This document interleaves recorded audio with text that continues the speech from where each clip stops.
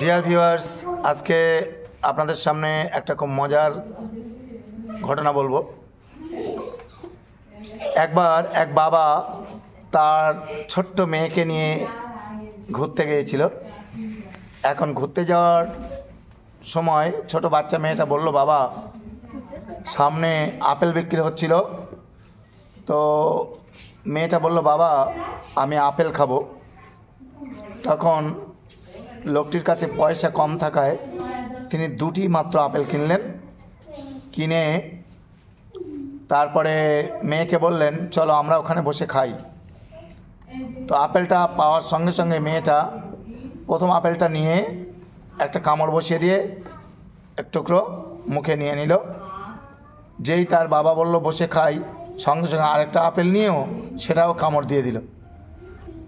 তার বাবা ভাবলো, এই মেয়ে এত রাক্ষস হলো কী করে, এর কোনো মানবিকতা বোধ নেই, এ কিছু বোঝে না। তো তখন সেই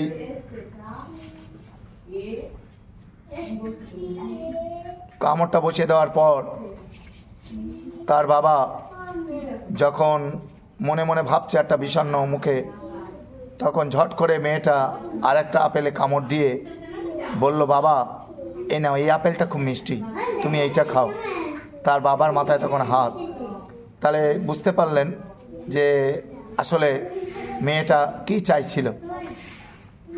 কিন্তু সেই জন্য বাইরে থেকে কোনো কিছু দেখে মন্তব্য করা ঠিক নয়। ধন্যবাদ।